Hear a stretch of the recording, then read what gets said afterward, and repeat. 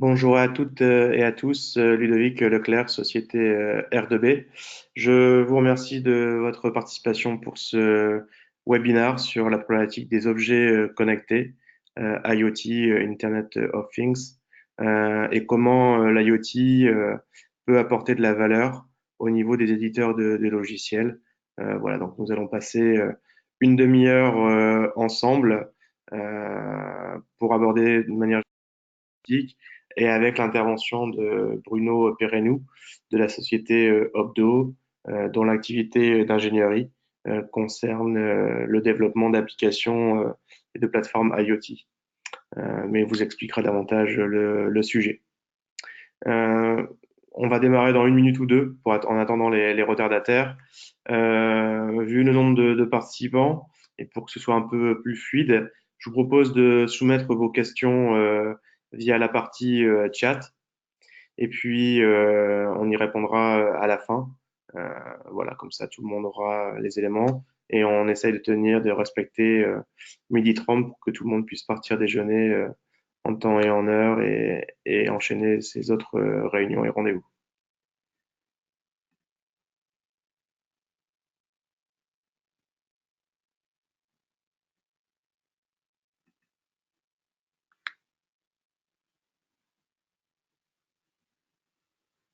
Bon, il est midi 2, il y a 2 minutes de retard. On démarre. Donc le thème du webinaire, c'est l'IoT, apport de valeur à un logiciel ou service numérique. Donc aujourd'hui, on va voir un peu le webinaire en trois parties. Une partie, quelles sont les données qu'on retrouve chez l'éditeur de logiciels. Une partie sur un aperçu général des objets connectés, après des facteurs de mesure et de sécurisation liés aux plateformes d'objets connectés.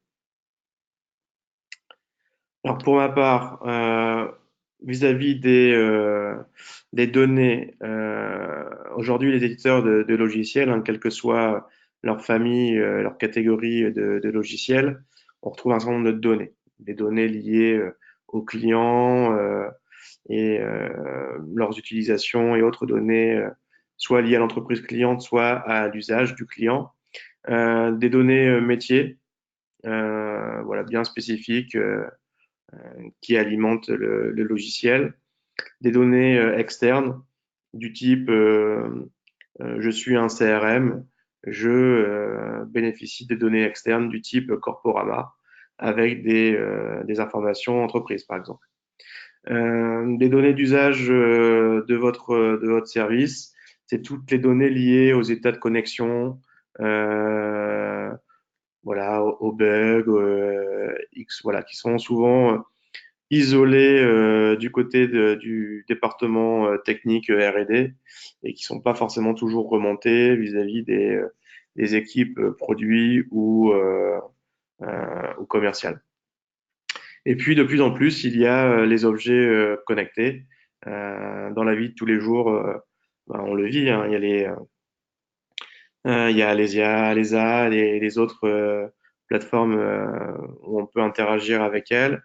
Euh, j'ai pris quelques cas d'usage sur la partie droite du slide. Alors aujourd'hui, c'est vrai qu'il y a trois grandes familles de logiciels qui utilisent un peu des données issues de l'IoT. On va retrouver les ERP, la partie CRM, et ensuite tout ce qui est outils de data visualisation ou de visualisation ou analyse en temps réel. Et après, en termes de cas d'usage, voilà, selon les secteurs, c'est des cas d'usage complètement différents. Je vais balayer quelques exemples. Dans le monde de l'automobile, aujourd'hui, avec les voitures connectées, il y a plus de soft quasiment que de hard. Euh, et c'est là où Forestia ou d'autres acteurs ont une activité logicielle et objets connectés très importante. La partie transport, voilà, que ce soit pour... là, on est plus sur... j'utilise les objets connectés pour remonter de la data sur des flux de personnes, de véhicules, etc., pour optimiser.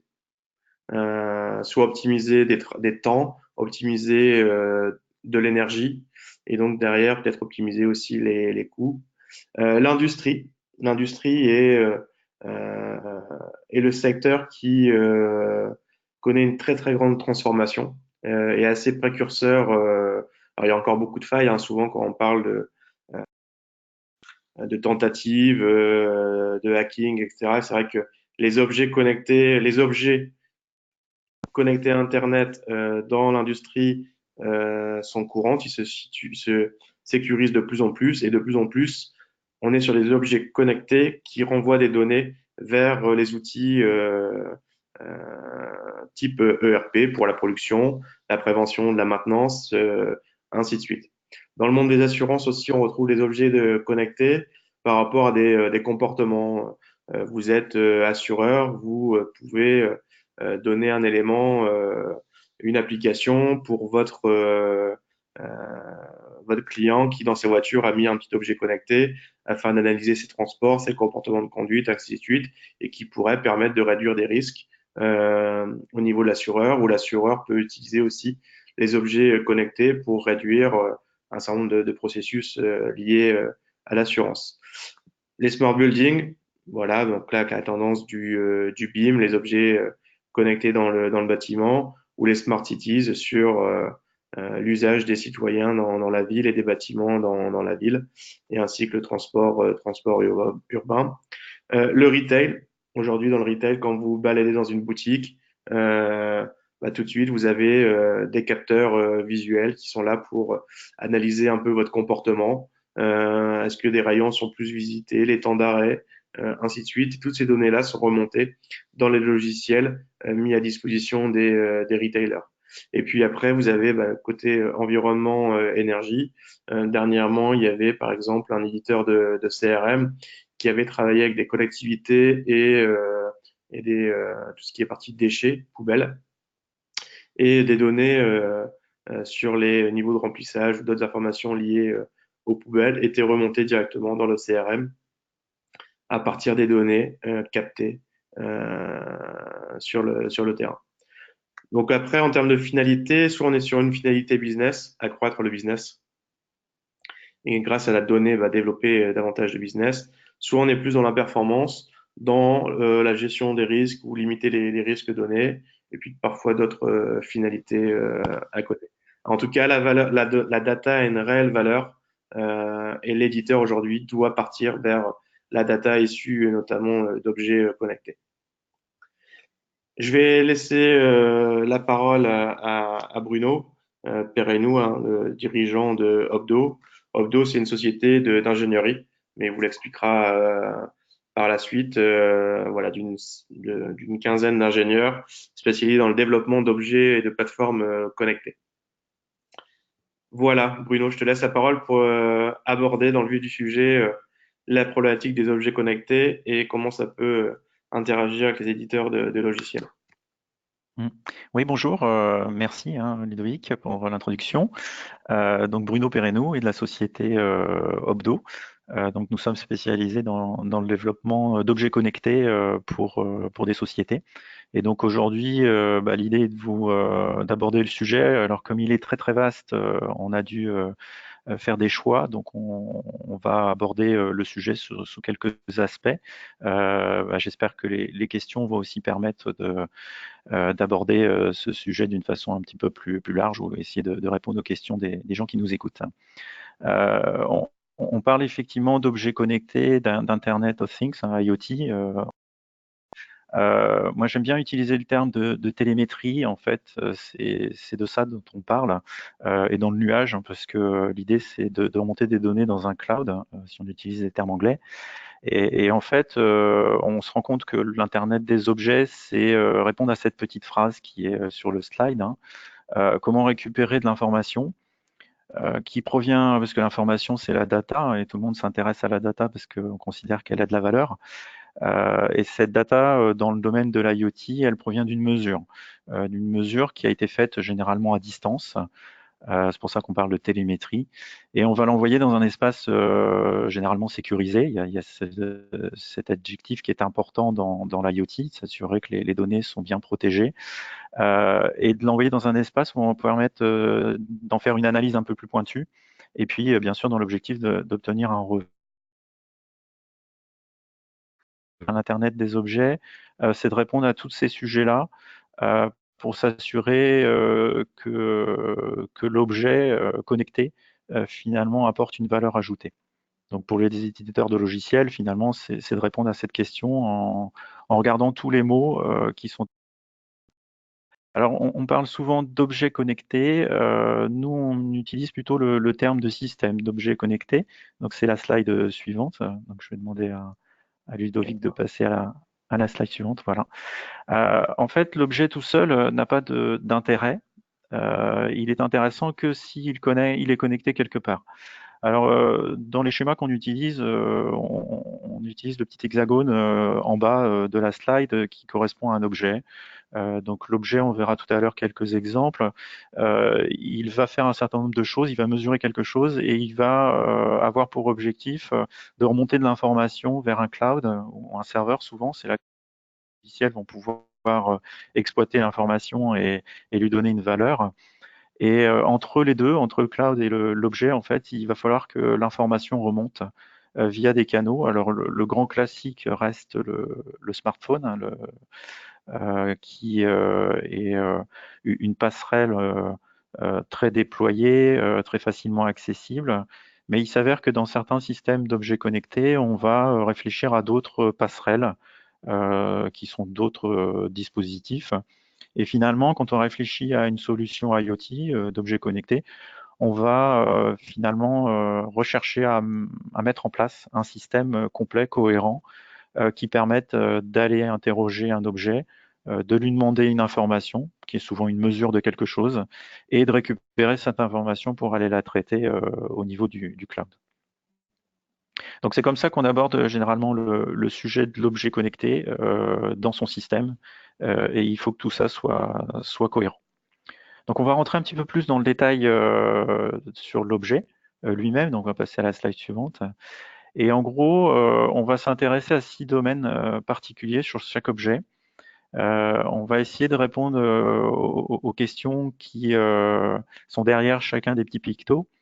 On va d'abord se demander en haut à gauche qu'est-ce qu'on mesure. Est-ce que c'est une température? Est-ce que c'est une donnée chimique? Est-ce que c'est une position GPS par exemple? Est-ce que c'est une mesure chimique? Enfin voilà, il y a plein de choses possibles. Dans le domaine de la physique, on peut considérer à peu près 70 types de mesures possibles. Donc ça laisse une grande variété d'opportunités et de possibilités de déploiement de capteurs. Une fois que cette mesure est effectuée, il va falloir la remonter. Alors souvent, on parle d'objets connectés qui ont une notion de mobilité, donc qui sont sans fil. On va dire que tous les objets qui sont facilement connectables par fil sont déjà déployés. Ceux qui sont les plus difficiles à mettre en œuvre, ce sont ceux qui sont sans fil. L'absence de fil, en fait, nous pose des questions d'énergie. Comment l'objet va être capable de fonctionner tout seul avec sa propre énergie et comment il va renvoyer les données dans un réseau radio et quel type de réseau radio avec bien sûr une question de sécurisation. À partir du moment où vous transmettez des ondes radio, vous avez le risque d'être attaqué ou piraté pendant la transaction ou l'envoi d'informations. Donc là déjà, si on répond à ces 4 premiers points qui sont en haut, ça nous permet de définir les caractéristiques d'un objet connecté qu'on va être amené à déployer, à identifier et éventuellement à concevoir s'il n'existe pas sur étagère. De ces 4 éléments-là, il va falloir commencer à organiser tout ça dans un objet. C'est de là qu'on doit mettre de l'intelligence embarquée, c'est le picto en bas à gauche. Et cette intelligence embarquée, il va falloir qu'elle gère les mesures, le stockage des informations, il va falloir qu'elle gère l'énergie, qu'elle se connecte au bon moment et puis qu'elle assure aussi la sécurisation de l'équipement. Alors il y a un autre picto qui est intéressant, c'est celui qui est en bas à droite, qui est l'algorithme.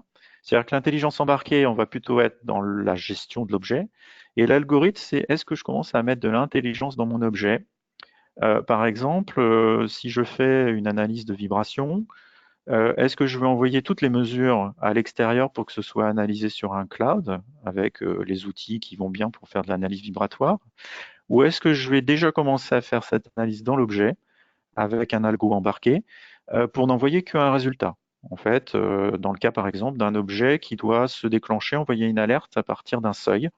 Donc ça veut dire qu'il faut qu'il ait une intelligence embarquée et un algorithme déjà.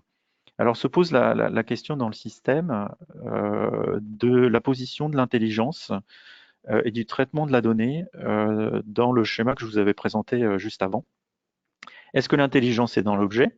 Est-ce qu'elle est dans la passerelle? Ou est-ce qu'elle est dans le cloud? Alors généralement, les éditeurs de logiciels vont se dire, bah moi mon savoir-faire, il est plutôt sur les serveurs, donc je vais mettre l'intelligence en haut. Mais on peut aussi envisager d'avoir une pré-intelligence ou une première partie d'algorithmie qui soit déployée progressivement tout le long de la chaîne du système d'objets connectés. Le grand intérêt, c'est qu'on diminue la quantité d'informations à envoyer jusqu'au cloud. Euh, En même temps, donc on réduit la nécessité de bandes passantes. Par contre, en contrepartie, parce qu'il y a souvent une contrepartie, on va devoir mettre beaucoup plus d'énergie dans l'objet pour faire les calculs.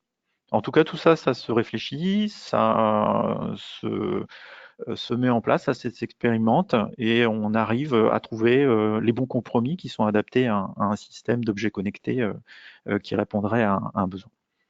Donc voilà pour les définitions telles que nous on les conçoit ou telles qu'on les aborde avec les gens qu'on rencontre. Et on va passer à quelques exemples à la page suivante. Alors les quelques exemples, ils sont souvent, enfin, je les ai extraits du domaine grand public parce que c'est là qu'on voit apparaître des objets connectés qui sont assez jolis, on va dire. Ils sont bien étudiés, ils sont imaginés en quantité et en volume important. Mais il s'avère que toutes ces solutions, elles sont, on va dire, inspirantes pour des environnements industriels où là, l'objet à connecter a vraiment un intérêt très important. Il y a de belles opportunités à imaginer. Alors, sans rentrer peut-être dans tous les détails, la liste d'objets connectés est particulièrement longue, hein. Finalement, n'importe quel objet peut devenir connecté à partir du moment où on lui ajoute un composant électronique. Alors, le plus simple des composants, il est en haut à gauche, hein, c'est la puce RFID. Ça vaut pas grand-chose. C'est pas toujours simple à intégrer dans un objet, mais il y a beaucoup de choses qui marchent aujourd'hui avec des puces RFID. L'intérêt, c'est qu'on peut rapidement connecter un objet à un système, sachant que toute la partie qu'on appelle active se situe dans le lecteur et non pas dans la puce RFID, hein, parce que l'intérêt d'une puce RFID, c'est qu'elle n'a pas de pile, donc elle a une durée de vie très très longue. Par contre, son intelligence bah, est nulle parce que on peut pas faire grand-chose avec simplement une puce. De l'autre côté, à l'extrême, on a le top de l'objet connecté, c'est le smartphone, hein, qui est en haut à droite, qui fait de plus en plus de choses et qui finalement concurrence certains des objets qui sont au milieu au fur et à mesure des évolutions technologiques. Alors, je ne vais peut-être pas rentrer dans le détail. On peut peut-être citer la brosse à dents intéressante en termes d'évolution. Les premières versions de brosse à dents ont été proposées par des startups dans 2013. Et aujourd'hui, on voit que ce ne sont plus des startups qui les proposent, mais ce sont des grandes marques hein, qui se sont appropriées les idées pour essayer de déployer ce genre de technologie. Reste à savoir à quoi ça sert et quelle est la valeur ajoutée derrière ces objets. Donc il y a aussi cette question du gadget, hein, de l'objet, est-ce qu'il est vraiment utile? En tout cas, dans le domaine industriel ou du B2B, on peut considérer qu'un objet bien pensé peut apporter une valeur ajoutée à son utilisateur. Donc on va passer à la slide suivante. On va s'intéresser plus précisément à deux éléments qui étaient présentés dans la loupe. Le premier, ça va être le capteur et la mesure. Le deuxième, ça va être la sécurisation. On pourrait aborder tous les autres, mais bon, ça, par manque de temps, on va pas pouvoir le faire. Alors j'ai choisi le capteur et mesure parce que c'est souvent là que la conception ou la définition d'un objet connecté pose problème. Souvent avec des gens qui viennent des univers informatiques. Nous, on est plutôt d'un univers matériel. Et finalement, la conception d'un système d'objets connectés est bien réalisée quand les deux métiers arrivent à se comprendre et à réaliser une solution performante. Et souvent, le problème apparaît au niveau de la mesure. Parce que pour un informaticien, collecter une mesure, c'est quelque chose de trivial et le postulat est que c'est facile à faire. Il s'avère qu'effectivement, mesurer une température avec un thermomètre connecté, c'est simple. Il existe des thermomètres connectés un peu partout. Par contre, quand on commence à aborder d'autres environnements de mesure, il existe des capteurs sur étagère. Alors déjà, il faut savoir où les trouver. Alors s'ils sont opérationnels par rapport à l'usage qu'on a imaginé, ça va être relativement simple de le déployer. Par contre, il s'avère que souvent, le capteur en fait n'existe pas. Souvent pour des raisons de facteurs de forme ou d'environnement. On peut imaginer un thermomètre qui va être déployé dans une maison va pas être forcément le même thermomètre que celui qui va être déployé en pleine mer et qui va devoir rester plusieurs années à fonctionner. Et l'usage donc fait la différence. Et il s'avère que une question importante est à se poser sur la façon dont le capteur va être conçu. Donc là, on rentre dans des notions qui sont définies par ce qu'on appelle la métrologie et l'instrumentation. Donc on va se poser la question de quel phénomène physique à mesurer, quel type de gamme de mesure, quelle précision on souhaite, quelle fréquence d'échantillonnage. Donc il y a plein de questions autour de la métrologie. Et à partir de là, on va savoir quel type de capteur on va choisir. Comment est-ce qu'on va avoir une mesure répétable, comment est-ce qu'on va étalonner notre capteur, comment on va le garder en vie progressivement. À ce titre-là, par exemple, on peut citer le cas de la balance connectée qui est un des gros objets connectés grand public qui fonctionnent. La mesure de poids est quelque chose d'assez complexe. Alors dans le grand public, c'est assez bien géré. Par contre, quand on commence à aborder le monde industriel, bah, se pose la question de la dérive des balances et de la façon de garder un système de mesure opérationnel dans le temps. Quelques exemples en dessous, bon, c'est surtout essentiel pour de l'analyse de mouvement. On utilise beaucoup ça dans l'objet connecté, dans le sport de compétition. Donc on a travaillé sur des objets spécifiques dans ces domaines-là, dans le domaine du cheval, dans le domaine du football par exemple, ou du surf. Puissance de signaux radio, microphone, voilà, il y a plein de choses à regarder. Voilà, ça c'était pour le capteur, la mesure, donc de ne pas se tromper de mesure. Et puis on va aller aborder un sujet suivant dans la slide suivante. Voilà. Alors le slide est un petit peu chargé là, mais c'est pas grave. On va regarder en haut à gauche les quatre mots principaux dans un premier temps. Donc quand on parle de sécurisation, bien sûr, on va s'intéresser à la sécurisation des communications. Alors quand on est avec des objets connectés qui sont filaires, bon, on va avoir la possibilité de très bien sécuriser ce type de dispositif. Par contre, dès qu'on est avec des problématiques de radio, là, il va falloir trouver des solutions pour sécuriser. Alors sur la partie centrale du slide, on voit des protocoles radio comme le Wi-Fi, le Bluetooth, LoRa, on a les GPS, la 4G, le NFC. Donc tout ça, ce sont des protocoles, la liste n'est pas exhaustive, hein, il y en a bien sûr d'autres. Il faut savoir finalement comment l'objet va connecter et comment on va le protéger dans ces transactions. On va ensuite, une fois qu'on sait bien sécuriser ces communications, on va authentifier les utilisateurs. Tout à l'heure, je parlais de sport de compétition. Bah, il est hors de question que les données d'un sportif soient récupérées par le concurrent. On va donc protéger aussi les données pendant leur transfert. Et puis, on va surtout s'assurer que les logiciels embarqués dans les objets ne sont pas vulnérables et ne vont pas recevoir des logiciels malveillants, comme on a pu avoir l'exemple avec les caméras chinoises là, qui ont été utilisées pour attaquer des serveurs et faire du déni de service. Donc on a plein de possibilités avec les différents environnements radio, les différents OS des fabricants de matériel, que ce soit Apple, Windows, en Linux ou Android. Et donc tout ça, ça fait une combinaison assez complexe quand on veut assurer la sécurisation de l'objet. Ce qui est faisable, hein, il existe des solutions. Maintenant, il faut bien les penser, les imaginer. Donc voilà pour deux thèmes, hein, après la mesure et la sécurisation. Si on passe à la slide suivante, je crois que c'était la fin de la présentation ou de la façon dont on voulait aborder le sujet. Peut-être qu'on peut laisser un moment maintenant, Ludovic, aux questions ou à des Oui, tout à échanges. fait.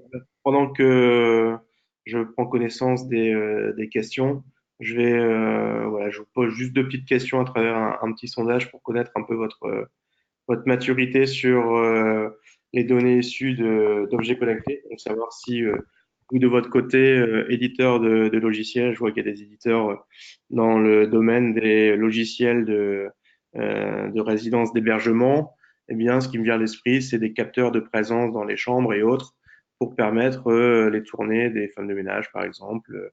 Je vois des gens dans le domaine de l'industrie, donc là, tout ce qui est objets connectés, liées à la maintenance et à la production, bah, ça c'est plutôt affaire courante. Et dans le domaine des logiciels de gestion médicale, bah, là pareil, hein, par rapport, c'est un peu moins fréquent, mais est-ce que vous aujourd'hui vous utilisez les données issues d'objets connectés?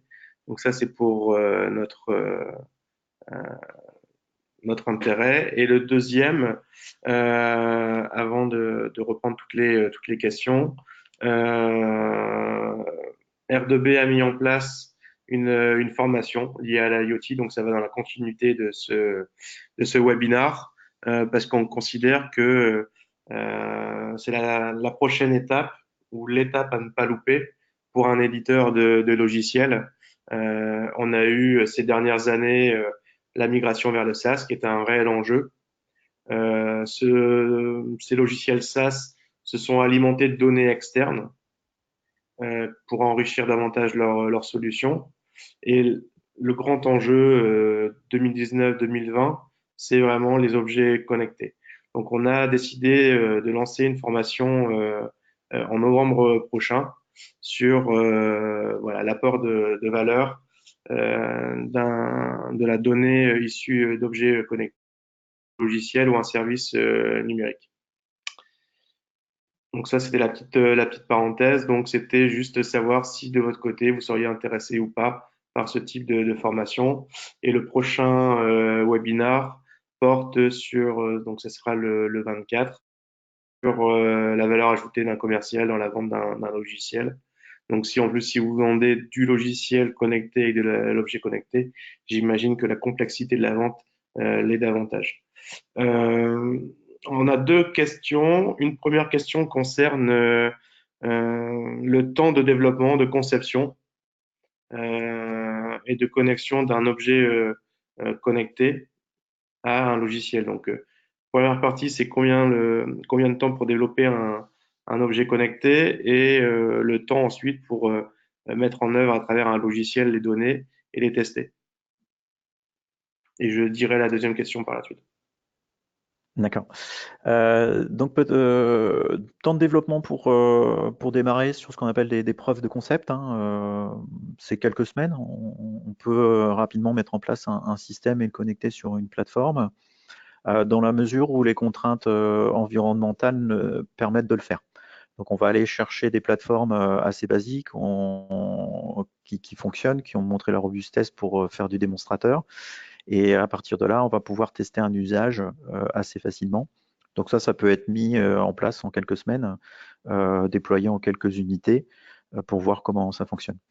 Après, si on souhaite donc démarrer un système robuste, pérenne, industrialisé, globalement, on va aller intégrer finalement des solutions qui existent, matériel, logiciel. Donc pour faire fonctionner un système complet, on va avoir besoin de gens spécialisés en logiciel embarqué, en logiciel applicatif, donc soit iOS, Android, éventuellement Windows dans le monde industriel. On va avoir besoin de gens qui sont spécialisés en développement web back-end et front-end.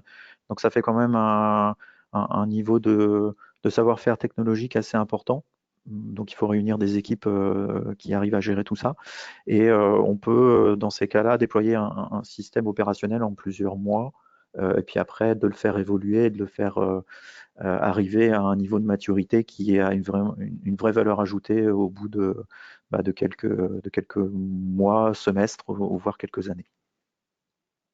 D'accord. Et par rapport, ça c'est plutôt une question qui vient de moi, entre le logiciel, l'éditeur de logiciels et les données qui viendraient d'objets connectés, est-ce qu'il existe des standards en termes de format, de flux de données recommandés par rapport à d'autres?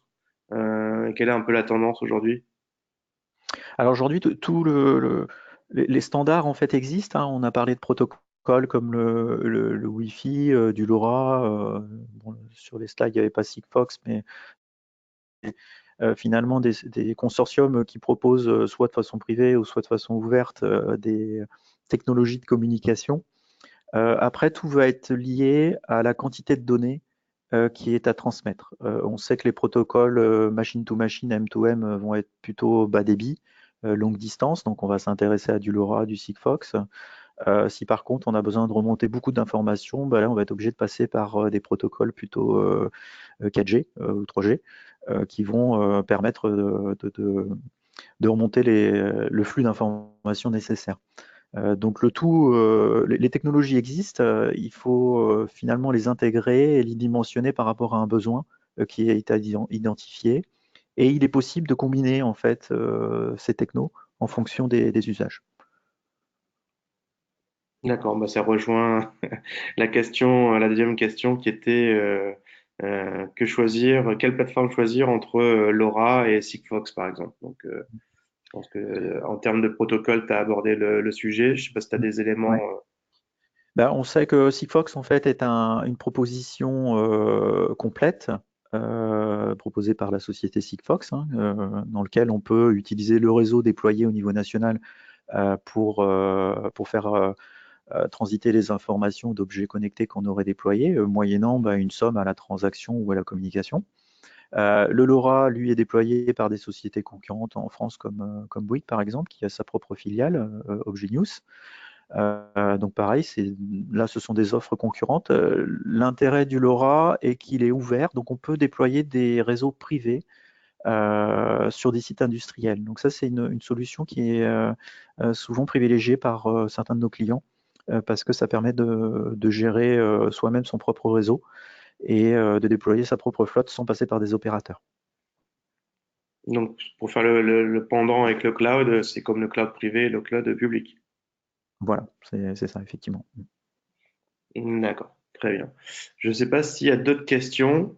Voilà, je vous laisse quelques secondes pour nous reposer une dernière question. Bon, moi, je pense qu'on a fait brièvement, on n'a pas fait le tour du sujet. Comme tu Non. disais, c'est un sujet extrêmement large, mais c'était de voir un peu les éléments clés de réflexion à avoir si vous décidiez de vous lancer en- dans un projet d'objet connecté ou en tant qu'éditeur pour capter et s'intégrer avec un certain nombre d'objets connectés pour vous envoyer de la donnée. Voilà, si vous voulez aller plus loin, il y a cette formation fin novembre. N'hésitez pas à revenir vers nous.